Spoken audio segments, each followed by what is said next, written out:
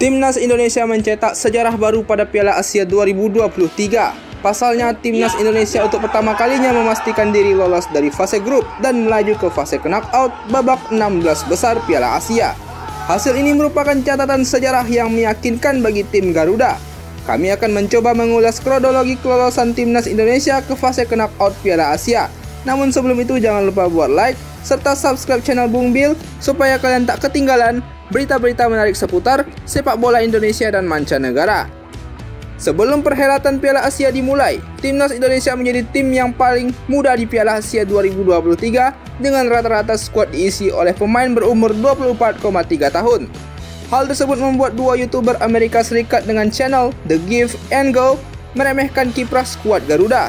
Dua YouTuber yang dikenal sebagai pengamat sepak bola dari luar juga, yang diketahui bernama Edward Reynoso dan Soltero itu bahkan menyebut Timnas Indonesia sebagai tim terburuk di Piala Asia kali ini. Selain itu, YouTuber tersebut melabeli Timnas Indonesia sebagai anak-anak yang masih tiktokan karena terkejut dengan fakta usia punggawa Garuda.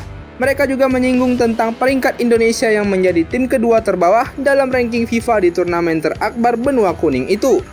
Tak hanya pengamat dari luar negeri, Timnas Indonesia juga mendapatkan kritikan dari pengamat sepak bola lokal, terkhususnya buat pelatih Sintayong yang dinilai sudah gagal menukangi Timnas Indonesia sebab belum ada prestasi yang berhasil diraih berupa trofi juara. Bung Towel, salah satu yang mengkritisi STY, menilai bahwa skuad Timnas Indonesia bakal sulit buat lolos dari fase grup Piala Asia sebab hasil yang tak meyakinkan Garuda saat melakoni kualifikasi Piala Dunia menghadapi Irak dan Filipina November lalu. Dirinya juga menilai bahwa STY sudah banyak diberikan fasilitas yang mumpuni dari PSSI hingga program naturalisasi keturunan yang gencar dilakukan. Akan tetapi, hal itu disorot sebagai sebuah kemunduran tim nasional di bawah kepemimpinannya. Alhasil, Bung Towel menekankan pada PSSI untuk tak segan mencopot jabatan Sintayong dari kursi pelatih timnas jika nantinya target lolos ke babak 16 besar Piala Asia gagal diraih.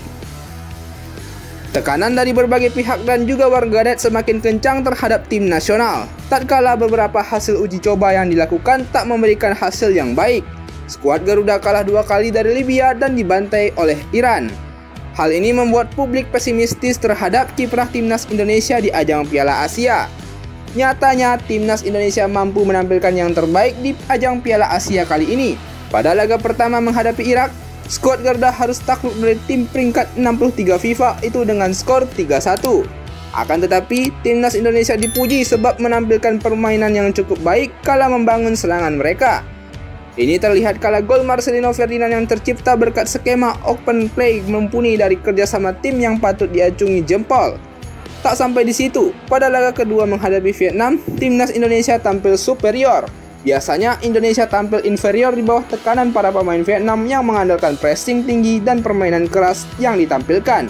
Namun, Ivar Yener dan kawan-kawan mampu tampil solid dan justru mendominasi permainan yang menghasilkan beberapa peluang emas. Indonesia mampu menang dengan skor tipis 1-0 melalui penalti Asnawi Mangkualam, sekaligus membuka kesempatan Indonesia untuk lolos dari fase grup Piala Asia buat pertama kalinya.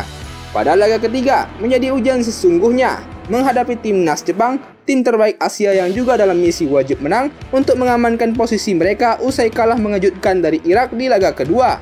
Indonesia tampil di bawah pressure para pemain elit yang dimiliki oleh Jepang. Akan tetapi secara statistik, Jepang sebenarnya tak banyak mengancam gawang Indonesia. Terbukti dari 14 tendangan ke gawang, hanya 2 yang on target. Meski begitu, skuad Garuda harus takluk 3-1 atas Jepang. Gol sematawayang Sandy Walsh sedikit memberikan angin segar untuk Indonesia agar bersaing di klasemen peringkat 3 terbaik buat lolos ke fase knockout. Selepas laga, pelatih timnas Jepang Hajime Moriyasu mengakui permainan timnas Indonesia yang berkembang pesat. Bahkan, mantan pemain timnas Jepang ini pun memberikan kredit khusus bagi pelatih timnas Indonesia Sintayong yang mampu membenahi skuad Garuda. Penyerang timnas Jepang yang mencetak brace ke gawang Indonesia, Ayase Ueda, juga menyebut Indonesia patut diperhitungkan dalam 2 hingga 3 tahun ke depan. Peringkat Indonesia yang berada di 146 FIFA saat ini tidak mencerminkan sepenuhnya kualitas sepak bola tanah air, sebab timnas Indonesia tidak menampilkan permainan negatif football melawan Jepang. Ia memuji performa skuad dan juga pelatih yang memimpin tim ini ke arah yang lebih baik. Pada akhirnya, sekian banyak skenario agar Indonesia bisa lolos sebagai peringkat ketiga terbaik benar-benar harus ditentukan hingga laga terakhir. Di samping beberapa laga yang hasilnya memperburuk situasi Indonesia, laga Oman menghadapi Kyrgyzstan menjadi penentu nasib Garuda. Dan pada akhirnya, Kyrgyzstan mampu menahan imbang Oman. Sempat tertinggal lebih dahulu yang membuat Indonesia harus siap-siap angkat koper dari Qatar. Gol penyama kedudukan dari penyerang Kyrgyzstan, Joel Kojo, di menit ke-80 memanfaatkan miskomunikasi pertahanan Oman, membuat supporter Indonesia bersorak-sorai. Hingga peluit panjang, skor bertahan imbang 1-1. Hal tersebut membuat Oman gagal menyalip Indonesia dengan hanya memiliki 2 poin dan Kyrgyzstan sebanyak 1 poin. Berbeda halnya dengan Indonesia yang lebih besar yakni memiliki 3 poin. Joel Kojo dianggap sebagai pahlawan Indonesia, membuat Oman harus terbenam dalam air mata. Mereka gagal memanfaatkan advantage dalam menentukan nasib mereka sendiri dan tiket kelolosan didapatkan milik timnas Indonesia. Sebelum ajang Piala Asia 2023, timnas Indonesia sudah 4 kali berhasil mencatatkan keikutsertaannya di ajang ini. Catatan partisipasi itu terjadi pada edisi Piala Asia 1996, edisi 2000, 2004, dan terakhir 2007. Selama 4 kali mengikuti Piala Asia tersebut, Indonesia belum dapat memberikan prestasi yang membanggakan mengingat Indonesia selalu terhenti di fase grup. Sementara pada keikutsertaan tahun ini, Indonesia lolos ke babak 16 besar dengan predikat peringkat ketiga terbaik di fase penyisihan grup bersama dengan 3 negara lainnya. Indonesia berhasil mematahkan kutukan fase grup, Garuda berhasil meraih fase knockout Piala Asia pertama kalinya. Dengan mempermaterikan skuad termuda di Piala Asia, peringkat terendah kedua, akan tetapi ekspektasi dan beban yang besar dipikul skuad muda timnas Indonesia. Secara menakjubkan, mereka mampu melewati hadangan berat dan lolos dari fase grup. Catatan 1 kemenangan, 3 gol yang berhasil dicetak di setiap laga, dan menjadi tim yang sukses meraih satu-satunya clean sheet di keempat negara grup D, membuat timnas Indonesia pantas diberikan aplaus buat perjuangan mereka. Kredit juga patut kita berikan kepada pelatih timnas Indonesia, Shin Tae-yong. Tanpa dirinya, Indonesia tak bakal meraih prestasi terbaik yang belum mereka raih sebelumnya. Sosok dirinya yang berani potong generasi skuad senior, mempercayakannya kepada para pemain muda, berangkul para pemain keturunan untuk membela Panji Merah Putih, menjadikan skuad ini menjadi tim yang solid. Ketahanan fisik timnas Indonesia kuat selama 90 menit.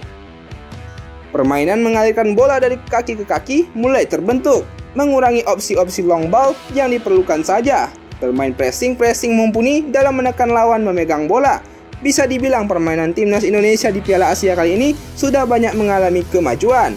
Tentunya ini menjadi sebuah proses dan progres yang mulai tampak.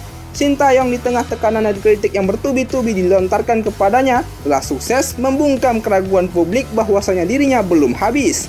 STY mencatatkan namanya sebagai salah satu pelatih timnas Indonesia terbaik saat ini.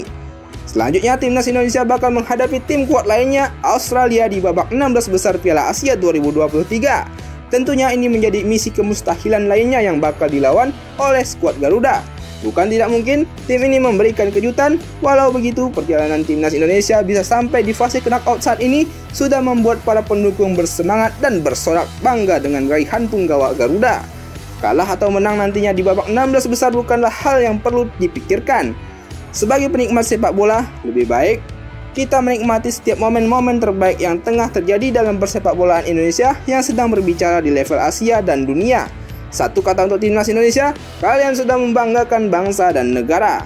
Bagaimana pendapatmu, Bung? Silahkan tuliskan komentar kalian di kolom komentar. Dan jangan lupa buat like, serta subscribe channel Bung Bill, supaya kalian tak ketinggalan berita-berita menarik seputar sepak bola Indonesia dan mancanegara.